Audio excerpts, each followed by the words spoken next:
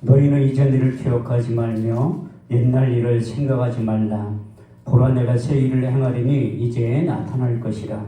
너희가 그것을 알지 못하겠느냐?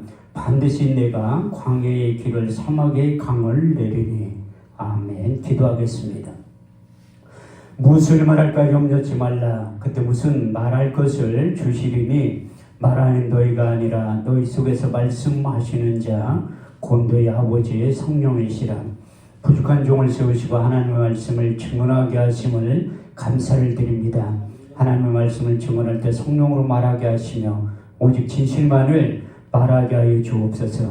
우리가 하나님의 말씀을 받을 때에 사람의 말로 받지 말게 하시고 오직 살아계신 하나님의 언약의 말씀으로 받아서 내 마음의 신비에 새기게 하여 주옵소서. 선포된 말씀에 굴복당하게 하시고 선포된 말씀이 내 삶을 주관케 하시고 이끌고 나가게 하여 주옵소서. 이 시간 주의 성령이 강하게 역사하시고 운행하시고 기름 부어주시고 일하시는 절정의 시간이 되게 하여 주옵소서. 땅의 시간과 하늘의 시간이 공존하게 하시고 땅의 사건과 반드시 하늘의 사건이 동시에 일어나게 하여 주옵소서.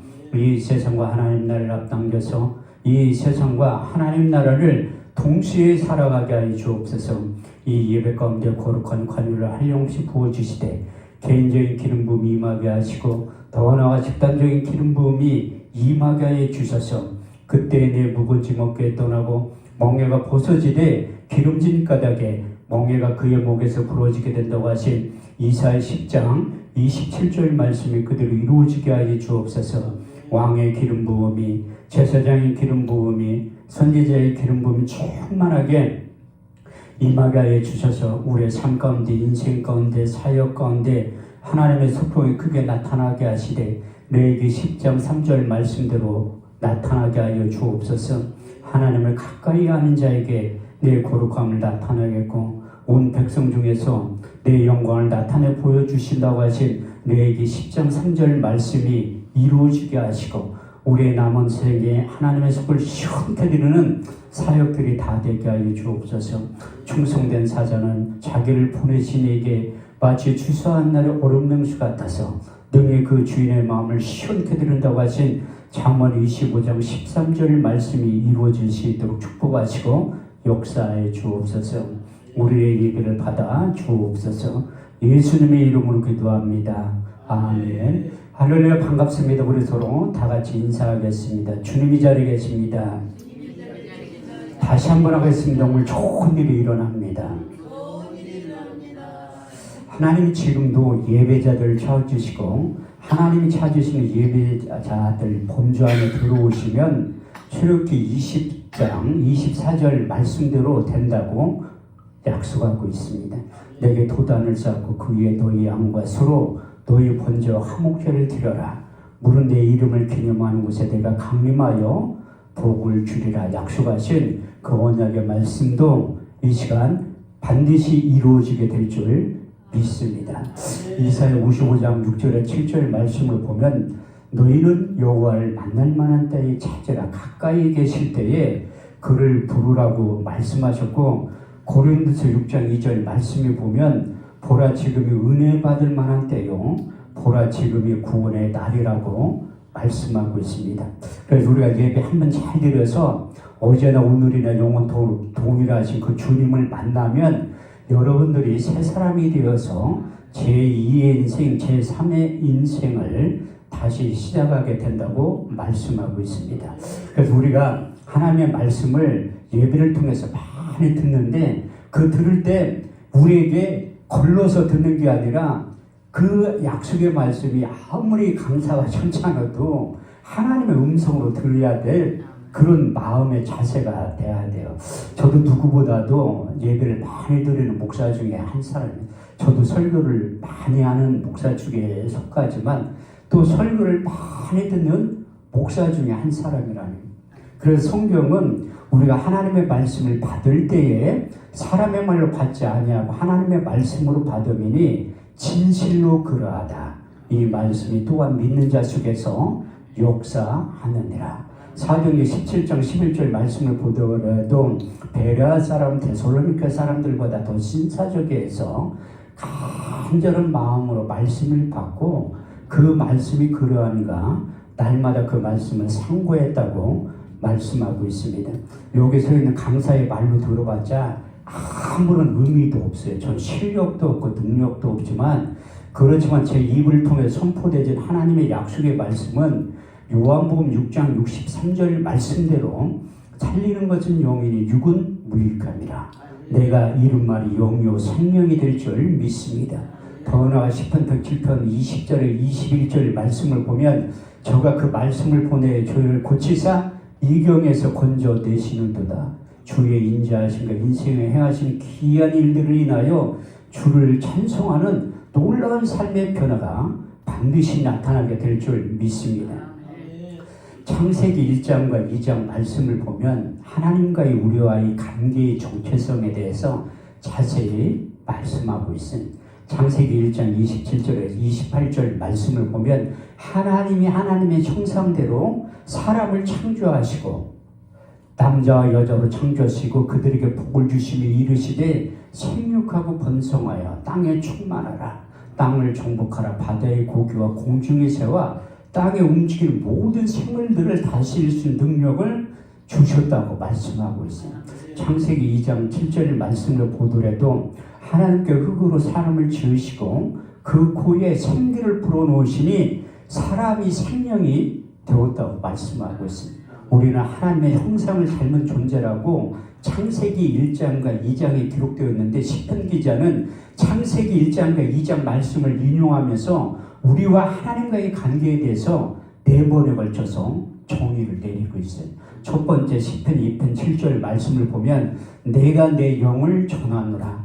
너희는 내 아들과 딸들이라. 오늘날 내가 너희를 낳았다고 표현하고 있고 두 번째 시편 82편 6절 말씀을 보면 나 여호와께서 말하노라. 너희는 신들이며 다 지존자의 아들과 딸들이라고 표현하고 있고 세 번째 시편 139편 13절 말씀을 보면 주께서 내 장부를 지으시며 내 모태에서 나를 조직하셨다고 말씀하셨고 마지막 네 번째 시편 139편 16절 말씀을 보면 주께서 나의 형제를 지으시며 모태에서 나를 조직하셨다고 말씀하고 있습니다. 나를 정한 날이 되기 전에 주의 책에 다 기록이 되었다고 말씀하고 있습니다. 우리 주님도 구약 성경에 능통했다고 말씀하고 있습니다. 모세의 길과 선지자의 길과 시편에 능통했던 우리 주님께서 그 말씀을 인용하면서 우리와 하나님과의 관계의 정체성에 대해서 이렇게 결론을 내려주셨는데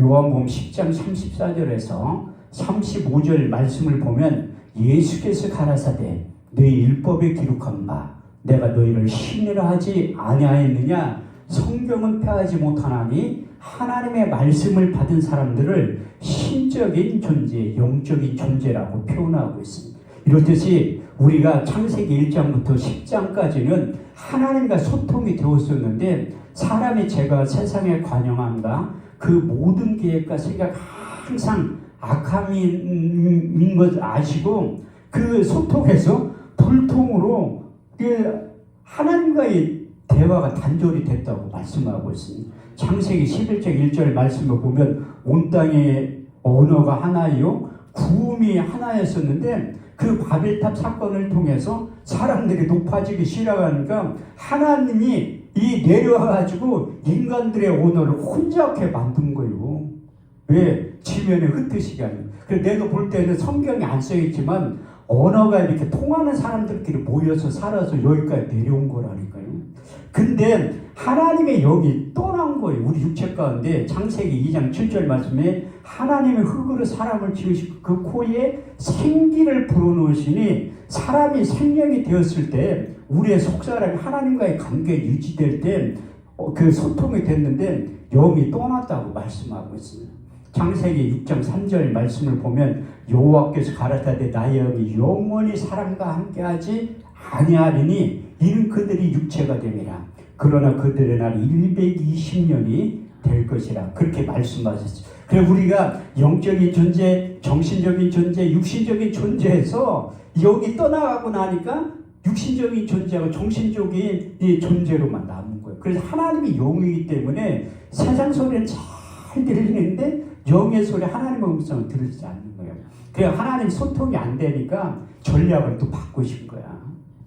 선지자를 통해서 성령을 보내주시마 약속을 하신 거예요. 그 대표적인 인물이 이사야 선지자의 입술을 통해서 이사야 32장 15절 말씀을 보면 마침내 성령을 위에서부터 너에게 부어주리니 광야가 아름다운 밭이 되고 아름다운 밭이 살림으로 변하게 될 것이라. 더 유명한 선지자가 있는데 요엘 선지자를 통해서 성령을 남종과 여종들에게 부어주실 것이마 예언의 말씀을 하신 거예요. 요엘서 2장 28절에서 29절 말씀을 보면 그 위에 내가 내 영을 남종과 여종들에게 부어주리니 너희 자녀들은 장래일을 말할 것이요 너희 젊은이들은 한상을 보고 너희 늙은이를 꿈을 꾸게 될 것이라. 그 후에 내가 내 영을 남종과 여종들에게 부어줄 것이라고 그 예언의 말씀을 하시고, 우리 주님께서도 마지막 고별 설교할 때 보혜사 진리의 성령에 대해서 4번에 걸쳐서 말씀을 하신 거예요. 첫 번째 예언의 말씀이 무엇인가 요한복음 14장 16절에서 18절 말씀을 보면 내가 아버지께 구하겠으니 그가 또 다른 보혜사를 너에게 주사 영원토록 너희와 함께 있게 하시리니 저는 진리의 영이라. 이 세상은 능히 저를 받지도 못하고 보지도 못할 것이라. 그러나 너희는 저를 아나니 저희는 너희와 함께 거하시며 또 너희 속에 계시겠습니다. 내가 너희를 고아와 같이 버려두지 아니하고 너희에게 다시 오겠다고 약속하시고, 두 번째 요한복음 14장 26절 말씀을 통해서 보혜사 곧 아버지께로부터 너희에게 보내실 성령 그가 너희에게 모든 것을 가르치시고 내가 말한 모든 것을 생각나게 하실 것이라. 그 보혜사라는 그 뜻이 무엇인가 하면 헬라 원문에 보면 파라클레토스, 다시 말해서 곁에서 도와주시는 분, 변호사, 위로자의 역할을 해주신다는 거예요. 많은 분들 내가 머리가 좋아 성경 말씀 많이 암송한다고 하는데 요한복음 14장 26절 말씀이 이루어져서 그런 거예요. 그분이 오셔야지만 예수님께서 말한 것이 생각나게 하는 거예요. 내가 이렇게 할 때 이 강대상 학생은 생각나게 해서 그렇게 얘기를 하는 거라는. 그런데 제자들이 믿지를 않으니까 세 번째 요한복음 15장 26절 말씀을 통해서 아버지께로부터 너희를 보낼 보혜사 곧 아버지께로 나오신 진리의 성령이 오실 때에 그가 나를 증거하실 것이요. 그분이 오셔야지만 예수님께서 하신 말씀 생각도 나지만 그분이 오셔야지만 나에 대해서 정확히 가르쳐 준다는 거예요. 그래도 깨닫지 못하는 게 네 번째 마지막으로 요한복음 16장 7절에 9절 말씀을 통해서 내가 실상을 말하노니 내가 떠나가는 것이 너에게 유익이라. 가면 내가 보혜사를 보내리니 그가 와서 죄에 대하여 의에 대하여 심판에 대하여 이 세상을 책망하시리라. 죄에 대하면 너희가 나를 믿지 아니하며 의에 대하면 내가 아버지께로 와서 너희가 다시 나를 보지 못하며 심판에 대하면 이 세상 임금이 심판을 받았느니라. 4번에 걸쳐서 설명을 해줬는데 말귀를 못 알아들으니까 요한복음 16장 13절 말씀을 통해서 결론을 내려주신 거예요. 그리하나 진리의 성령이 오시면 그가 너희를 모든 진리 가운데 인도하시니 그가 스스로 말하지 않고 오직 듣는 것을 말하시며 장래일을 너희에게 알려주실 것이다. 이렇게 요한의 말씀을 하시고 이제 십자가에 죽으신 다음에 40일 동안 부활하셔서 성령이 오시는 게 얼마나 중요하면 또 예언의 말씀을 2번이나 하셨다는 거예요. 첫 번째 사도행전 1장 4절에서 5절 말씀을 보면 사도와 같이 보이사 저에게 분부하여 가라사대 예루살렘을 떠나지 말고 내게 들은 바 아버지의 약속하신 것을 기다려라. 요한은 물로 세례를 베풀었으나 너희는 몇 날이 못돼 성령으로 세례를 받게 될 것이다. 이렇게 예언의 말씀을 하시고 요한복음 20장 21절에서 22절 말씀을 통해서 예수께서 가라사대 너에게 평강이 있을지어다. 아버지께 나를 보내신 것 같이 나도 너희를 보내노라. 이 말씀을 하시며 저희를 향하여 숨을 내쉬며 가라사대 성령을 받으라. 나의 영을 받으라. 나의 숨을 받으라고 외치신 다음에 이제 승천하신 다음에 그 말씀을 붙잡고 이제 120명의 제자들을 간절히 열흘 동안 기도할 때 성령이 임하는 장면이 사도행전 2장 1절에 13절에 정확하게 기록되어 있어요. 오순절 날이 이미 이름에 저희가 다 같이 한 곳에 모였더니 호련히 하늘로부터 급하고 강한 바람 같은 소리가 있어 저희 앉은 온 집에 가득하며 불의 여같이 갈라지는 것이 저에게 보여 각 사람 위에 이마에 있더니 저희가 다 성령의 충만을 받고 성령이 말하게 하심을 따라 다른 언어로 말하기를 시작하니라. 그때 경건한 유대인들이 청학학부로 와서 예루살렘에 우고하더니 이 소리가 나며 큰 무리가 모여 소동하여 가로되 보라 이 말하는 사람들이 다 갈릴리 사람들이 아니냐. 우리의 각 사람의 낭봇 방언으로 듣게 되면 어찌 되느냐. 우리는 다 바데인가 메데인가 엘렘인가 메소포타미아 분도 아시아 브르길라 밤빌레아 애국가 및 구레네에 가까운 리비아 여러 지방에 사는 사람들과 로마로부터 온 나그네 유대인과 유대교에 들어온 사람들과 그레데인과 아라비아인들이라. 각 사람의 낭고 방언은 하나님의 큰 일을 말함을 듣는 듯 하며 또 어떤 이들은 조롱하여 가로되 저희가 새 술에 취하였다 하더라. 그때부터 이제 하나님과 소통이 되는 거예요. 그 하나님이 우리 육체 가운데 성령을 보내주시면 여러 가지 현상이 나타나지만 그 중에 첫 번째가 우리 육체 가운데 새 영과 새 마음을 부어주신다는 거예요. 에스겔서 36장 26절에서 27절 말씀을 보면 내가 너희 속에 새 영과 새 마음을 주고 너희 몸에서 굳은 마음을 자하여 버리고 부드러운 마음을 줄 것이며 내가 너희 속에 새 신을 주어 너희가 내 율례를 행하며 그의 법도를 지킬 수 있는 능력이 이로부터 임한다는 거예요. 근데 하나님이 이스라엘 백성들에게 율법 613가지를 준 거예요. 하라 하지 말라. 이게 하라는 거 248개 하지 말라는 거 365개를 줬는데 인간들은 저부터도 그렇지만 하라는 건 또 안 해. 하지 말라는 건 또 길을 쓰고 한다니까요. 그래서 하나님이 우리 속에 일치한 마음을 준 거예요. 에스겔 11장 19절에서 20절 말씀에 너희 속에 일치한 마음을 주고 그 속에 새 신을 주어 너희 몸에서 굳은 마음과 완악한 마음을 제하여 버리고 부드러운 마음을 주어서 너희가 내 백성이 되고 난 너희 하나님이 될 것이라 약속합니다. 그래서 하나님과 동일한 마음, 일치한 마음 들어와야지 하나님의 생각이 내 생각이 되고 하나님의 뜻이 내 뜻이 되고 하나님의 일들이 뻘게 느껴졌지만 내 일처럼 자연스럽게 되는 거예요. 그래서 저도 하나님께서 나의 육체과 새 영과 새 마음을 부어주신 다음에 이제 내 힘과 능력으로 내가 하나님의 일을 한다고 생각하는데 그 착각이에요. 착각. 하나님의 약속의 말씀은 너희가 가지고 있는 힘과 능력으로 하나님 일을 하라고 한 적 한 번도 없어요. 하나님의 공급하신 힘과 능력을 받아서 하라고 했지 내 힘과 능력으로 하라고 한 것은 그게 미천 드러나면 못한다니까요. 그래서 하나님께서 성경은 반드시 짝이 되는 말씀이 있어요. 성경을 자세히 읽어보야 돼. 이사야 34장 16절 말씀을 보면 너희는 여호와의 책을 자세히 읽어보라. 이것이 하나도 빠진 것이 없고 짝이 없는 것이 없으리니 이는 여호와의 입이 이를 명하셨고 그의 신이 이것들을 모으셨다고 말씀하고 있어요. 그래서 구약 성경은 여호와의 책이라고도 하지만 모세의 글과 선지자의 글과 시편이라고도 해요. 근데 요즘 말로 우리가 부르는 성경이 어디에부터 등장했냐면 그 사도 바울의 영적인 아들 디모데에게 권면을 할 때 디모데후서의 3장 15절에 17절 말씀을 통해서 내가 어려서부터 성경을 알았나니 성경은 능히하여 너로 하여금 그리스도 예수를 믿음으로 말미암아 구원에 이르는 지혜가 있게 하느니라. 모든 성경 하나님의 감동으로 된 것으로 교훈과 책망과 바르게 함과 의로 교육하기에 유익하니 이는 하나님의 사람을 온전케 하며 모든 선한 일을 행하기에 온전케 하려 하심이니라. 그래서 성경을 가까이 하고 읽으면 완전한 하나님의 사람으로 탈바꿈 된다고 말씀하고 있습니다. 그래서 하나님이 공급해 주신 여러분들이 빌립보서 4장 13절은 다 알죠. 내게 능력 주신 자 안에서 내가 모든 것을 할 수 있느니라.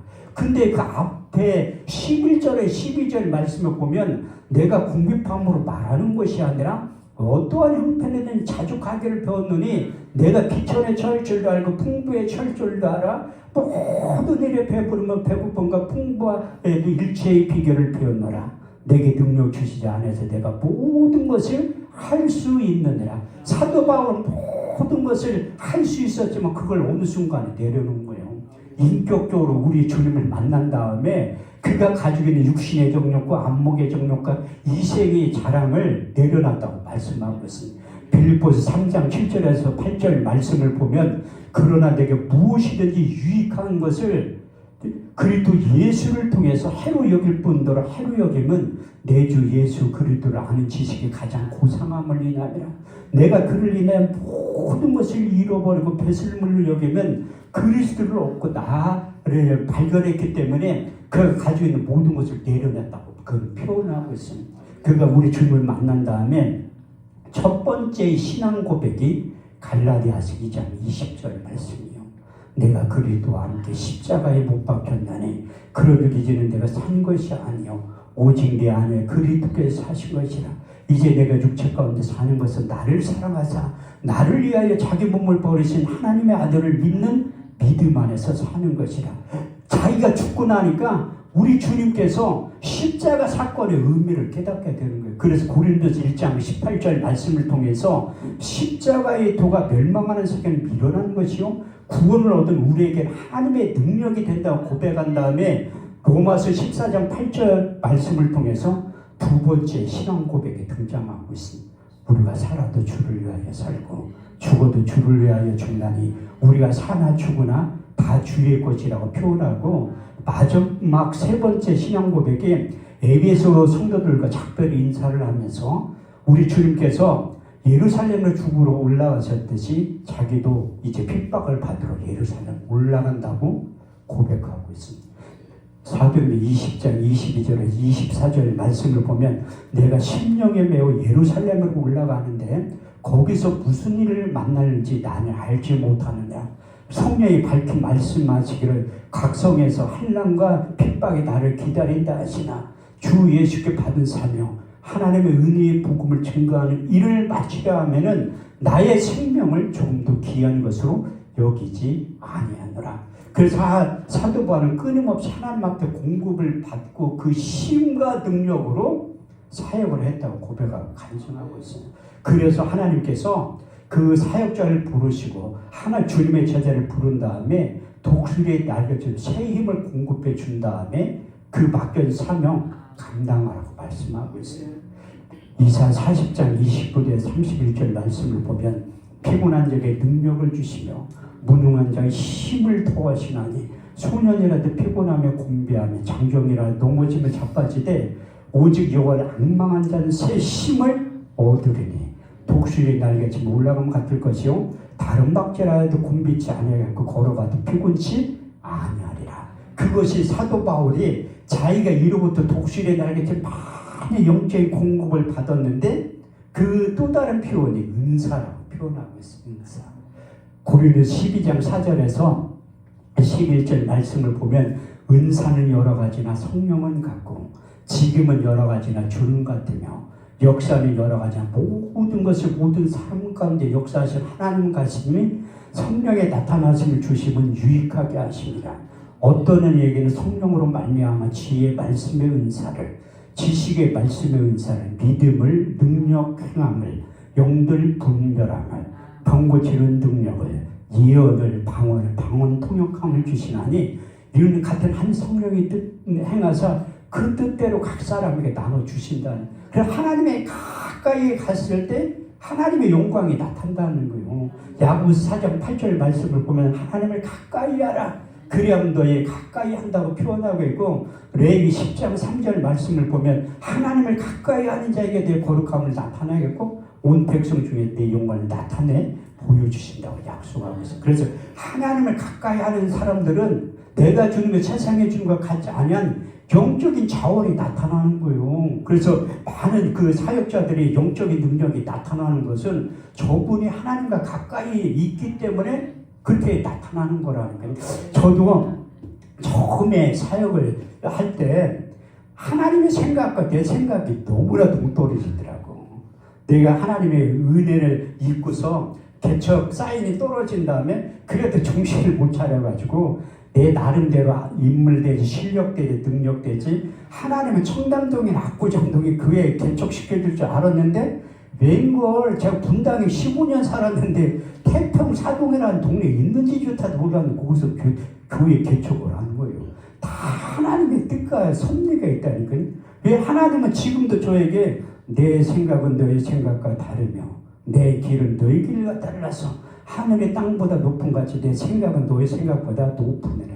내 의심이 하도 많아가지고 제가 남들은 목사 안수를 요즘은 빨리 받잖아요. 저 20년 만에 받았어요. 신학교를 86년도에 갔는데 목사 안수를 20년 지나서 받았다니까. 왜 내가 그렇게 받았냐면 의심이 상당히 많어. 성경 말씀 써있는데 처음에 고등학교 2학년 때부터 성경 읽기 시작했는데 황당무계한 사건, 그 이스라엘 무협지처럼 느껴지더라. 말도 안 돼서. 근데 그게 믿음이 안목이 열리니까 그게 믿어지기 시작하는 거예요. 그게 20년 걸렸어요. 20년 동안 하나님이 한 가지 말씀을 처음 시켜준 거라니까요. 요한복음 15장 5절. 나는 포도나무에 너희는 갇히니 저가 내 안에 있는 자는 가시를 많이 맺겠고 너희가 나를 떠나서는 아무것도 할 수 없느니라. 제가 주님을 떠나서 아무것도 할 수 없으면 고백하는데 20년이라는 세월이 걸린 거예요. 그 다음부터 하나님의 약속의 말씀에 순종해서 목사 안수를 받았는데, 그런데 제가 목사 안수 받을 때 그 박갑 역사가 동생한테 얘기를 하는 거야. 동생한테 교회 개척 자금으로 2천만 원을 받았잖아요. 그런데 동생이 분명히 얘기했거든. 2천만 원 주면서 형 나한테 이제 앞으로 돈 돌라고 하지. 왜? 주변에서 개척교회 목사들이 맨날 형제들은 손 벌리는 모습을 받는 게요. 신기하게. 그래가지고 2천만 원 준 다음에 돈 돌라고 하질 않은 그 얘기를 딱 하더라고요. 알았다고 하고 동생한테 2가지 부탁을 하고 내가 안 한다고 한 거예요. 너 정년퇴직 할 때까지 핸드폰 요금 좀 내둘라고 한 거예요. 지금 21년째 내주고 있어요. 핸드폰 3년만, 내 정년할 때 다 돼가지고 핸드폰 지난달에 바꾼 거요. 좋은 거로, 아이폰으로. 왜? 아니, 동생이 할 줄을, 그 핸드폰 요금 내줄 줄 날이 얼마 안 남았다니까. 그러니까 얼른 바꿔야지. 지금 바꾸고 그 정년 한다고 하면 얼른 바꾸려고 하는 거예요. 한 번 더. 그리고 내가 목사 안수 받을 때 밥값 좀 내둘라고 했어. 그랬더니 몇 명 안 올 줄 알고 흔쾌히 내준다고 한 20만 원 될 줄 알았는데 80명 왔어요. 80명 밥값 100만 원. 그래도 자기가 밥값 100만 원 내주면서 그래도 형이 인심을 안 잃었는 게 그래. 그렇게 많은 사람들이 온 거. 그래가지고 그때부터 이제 일을 하기 시작한 거예요. 토요일날 목사 안수를 받았는데 주일날 저녁에 연락이 온 거예요. 저는 오늘 본문 말씀을 확실히 믿는 목사 중에 한 사람이요. 너희는 이전 일을 기록하지 말라. 옛적 일을 생각하지 말라. 보라 내가 새 일을 행하려니 이제 나타날 것이라. 너희가 정령이 그것을 알지 못하겠느냐. 내가 광야의 길을 사막의 강을 낸다는 거야. 그래서 내 인생 가운데 이제 목사 안수 받았으니까 하나님께서 반드시 새 일들이 기다리고 있다고 나는 확실히 믿는 거예요. 믿음이 없으면 하나님이 일 안 하세요.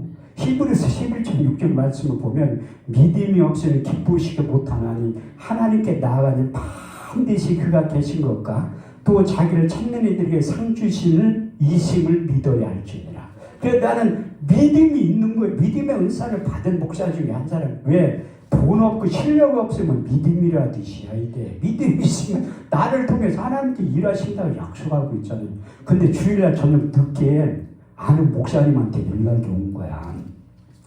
청와대 그 옆에 궁정감리의 교회라고 있는데 거기에서 나라의 민족을 위해서 매월 25일 날 기도회를 하는데 나를 강사로 부른다는 거야.